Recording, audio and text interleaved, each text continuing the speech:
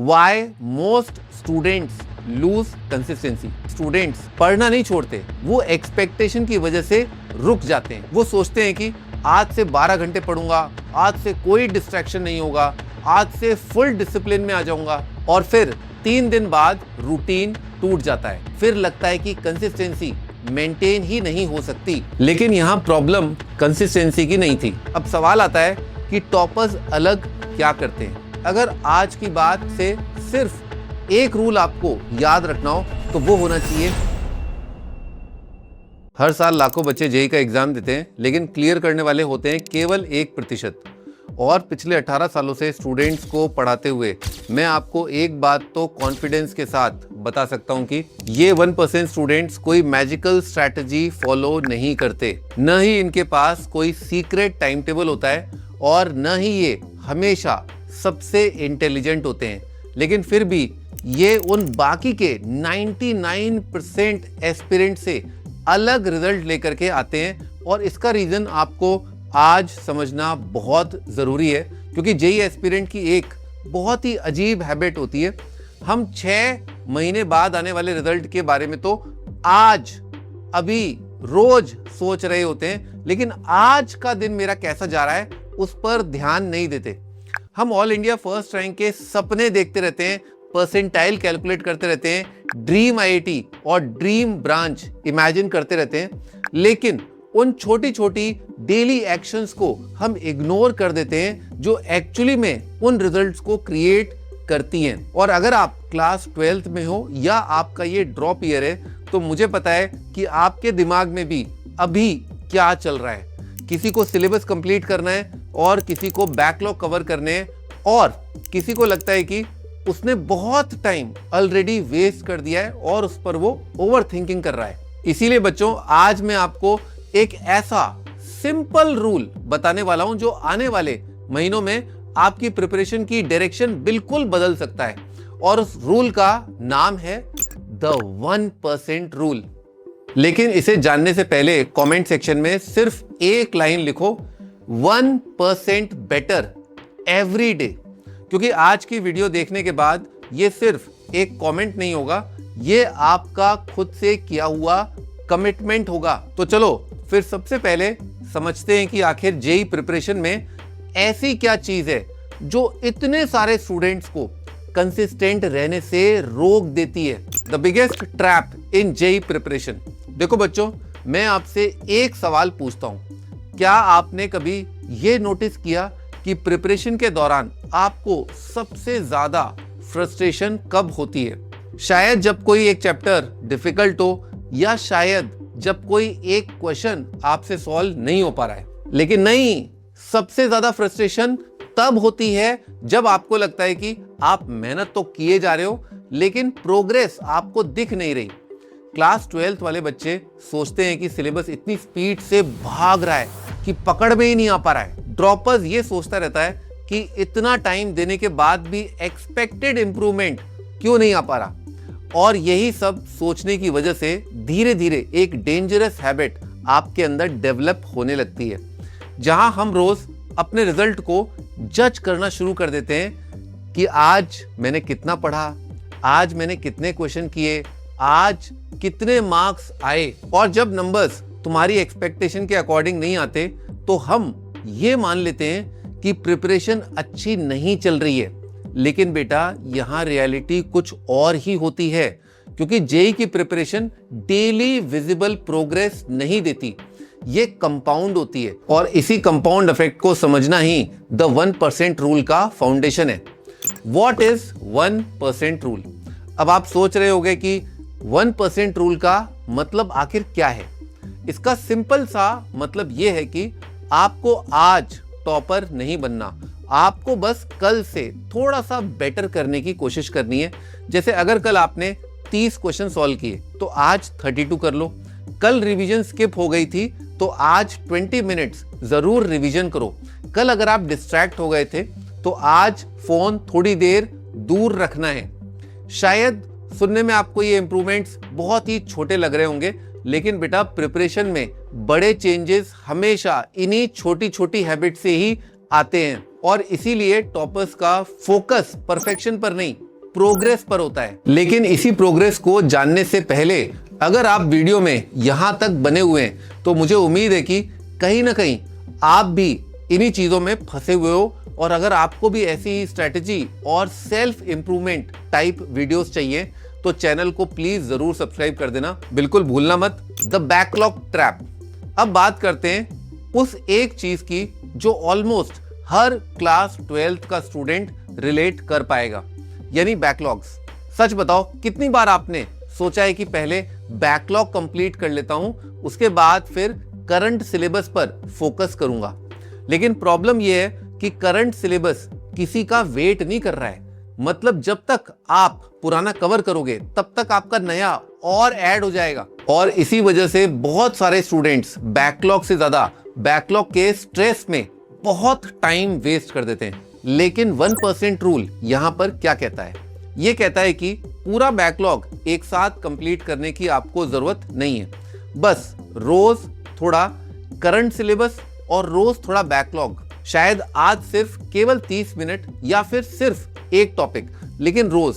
बच्चों, जैसे बैकलॉग एक दिन में आपका बना नहीं है, वैसे एक दिन में बैकलॉग खत्म भी नहीं हो सकता। और इंटरेस्टिंग बात यह है कि बैकलॉग खुद स्टूडेंट्स को प्रिपरेशन से दूर नहीं करता है, बल्कि बैकलॉग को देख करके जो प्रेशर और एक्सपेक्टेशन हम खुद पर डाल देते हैं वो हमारे कंसिस्टेंसी को खराब कर देता है। और इसीलिए अब एक और बहुत इंपॉर्टेंट बात आपके लिए समझना बहुत जरूरी है। Why most students lose consistency? मैंने अक्सर नोट किया है कि स्टूडेंट्स पढ़ना नहीं छोड़ते, वो एक्सपेक्टेशन की वजह से रुक जाते हैं। वो सोचते हैं कि आज से 12 घंटे पढ़ूंगा, आज से कोई डिस्ट्रैक्शन नहीं होगा, आज से फुल डिसिप्लिन में आ जाऊंगा। और फिर 3 दिन बाद रूटीन टूट जाता है। फिर आपको आता है गिल्ट, फिर लगता है कि कंसिस्टेंसी मेंटेन ही नहीं हो सकती। लग रही है ना ये बातें आपको सुनी सुनी सी, क्योंकि ये सब कुछ आपके साथ भी होता है। लेकिन यहाँ प्रॉब्लम कंसिस्टेंसी की नहीं थी, प्रॉब्लम थी आपकी खुद से एक्सपेक्टेशंस की। आप एक ही दिन में अपनी पूरी लाइफ चेंज करने निकले थे, लेकिन बेटा हमारे ब्रेन ऐसे काम नहीं करता है। Brain step by step change को एक्सेप्ट करता है। इसीलिए 1% रूल बहुत ही पावरफुल है, क्योंकि ये आपसे परफेक्शन नहीं मांगता, ये सिर्फ आपका थोड़ा सा इंप्रूवमेंट मांगता है। What toppers do differently. अब सवाल आता है कि टॉपर्स अलग क्या करते हैं? क्या उनके पास कोई सीक्रेट टाइम टेबल होता है? क्या वो हमेशा मोटिवेटेड रहते हैं? तो बेटा इसका बहुत क्लियर जवाब है, नहीं। उनके भी बुरे दिन आते हैं, उनका भी मूड ऑफ होता है और उनके भी टेस्ट कई बार बिगड़ जाते हैं। लेकिन एक एवरेज स्टूडेंट और एक टॉपर में बस एक डिफरेंस होता है। एवरेज स्टूडेंट एक खराब दिन के बाद मोमेंटम लूज कर देता है, लेकिन टॉपर अगले दिन फिर से पढ़ने बैठ जाता है। एवरेज स्टूडेंट मोटिवेशन का वेट करते रहते हैं और टॉपर एक्शन लेता है रेगुलरली, और धीरे धीरे वही एक्शंस कंपाउंड इफेक्ट प्रोड्यूस करते हैं। A lesson from mock test. अब स्पेशली ड्रॉपर्स और सीरियस एस्पिरेंट्स के लिए एक बहुत इंपॉर्टेंट पॉइंट। बेटा अक्सर मॉक टेस्ट को बहुत सारे बच्चे रिजल्ट की तरह मान लेते हैं। अगर मार्क्स अच्छे आए हैं तो मैं मेन के लिए रेडी हूं, अगर मार्क्स कम आए हैं तो मेरी प्रिपरेशन खराब है। ये सोच अक्सर हम सबकी हो जाती है, लेकिन सच कहूं तो मॉक टेस्ट बेटा हमारा कोई फाइनल रिपोर्ट कार्ड तो है नहीं। ये तो बस एक कन्वर्सेशन है जो आपकी प्रिपरेशन और एग्जाम पैटर्न के बीच में, जहां हर टेस्ट आपको ये बतलाता रहता है कि आपका ये स्ट्रॉन्ग पॉइंट है और यहां अभी आपको मरम्मत करने की जरूरत है, रिवाइज करने की जरूरत है। और जब आप इस तरह सोचने लगते हो तो मॉक टेस्ट भी प्रेशर नहीं लगता, बल्कि एक डायरेक्शन बन जाता है। और इस बात को समझ लो कि मॉक टेस्ट फीडबैक होता है। उसका काम आपको जज करना नहीं होता, उसका काम आपको दिशा दिखाना होता है कि इंप्रूव कहां करना है। और जो स्टूडेंट हर टेस्ट के बाद अपनी मिस्टेक्स एनालाइज करते हैं और उनमें 1% इंप्रूवमेंट लेकर के आते हैं, वही स्टूडेंट लॉन्ग रन में सबसे ज्यादा ग्रोथ कर पाते हैं नंबर्स में। Never miss twice. लेकिन बेटा अगर आज की बात से सिर्फ एक रूल आपको याद रखना हो तो वो होना चाहिए नेवर मिस ट्वाइस। यानी कि एक बार जो गलती हो जाए तो उसे एक्सेप्ट करो, पर अगले दिन वापस डिसिप्लिन में आ जाओ, क्योंकि एक दिन का काम स्लिप होना नॉर्मल बात है, कभी भी हो सकता है। कभी टारगेट कंप्लीट नहीं होता, कभी मूड ठीक नहीं होता, कभी पूरा दिन प्रोडक्टिव नहीं जा पाता। लेकिन प्रॉब्लम एक दिन से नहीं आती है, प्रॉब्लम तब स्टार्ट होती है जब वो एक दिन दूसरे दिन में कन्वर्ट हो जाता है। इसीलिए अगर आज आपकी परफॉर्मेंस मान लो परफेक्ट नहीं भी है, कोई बात नहीं, कोई दिक्कत नहीं है, मैं आपके साथ खड़ा हूं। अगर आज आप अपने स्टैंडर्ड्स पे नहीं चल पाए, कोई दिक्कत नहीं है, लेकिन ये चीज कल नहीं होनी चाहिए। आपको कल वापस ट्रैक पे आना ही पड़ेगा, क्योंकि एक मिस्ड डे सिर्फ एक इंसिडेंट होता है, लेकिन 2 मिस्ड डे मिल करके एक पैटर्न बनने लगता है, और यही पैटर्न्स धीरे धीरे हैबिट बन जाते हैं, और हैबिट्स ही फ्यूचर डिसाइड करती है। इसीलिए तुम लोग का गोल परफेक्ट रहना नहीं होना चाहिए, बस इतना है कि आप प्रेजेंट में जियो और हर नेक्स्ट डे थोड़ा थोड़ा बेटर वर्जन लेकर के वापस आओ। और यहां समझने वाली सबसे इंपॉर्टेंट बात यह है कि रिजल्ट को बदलने के लिए पास्ट को नहीं, बल्कि अपने डेली एक्शंस को आपको चेंज करना चाहिए। अब मैसेज फॉर ड्रॉपर्स के लिए मेरा मैसेज, ड्रॉप ईयर स्टूडेंट्स, यहां मैं आपसे स्पेसिफिकली एक बात कहना चाहता हूं। पिछले अटेम्प्ट में जो भी आपसे गलतियां हुई, जो भी कुछ हुआ, उससे अब चेंज नहीं किया जा सकता।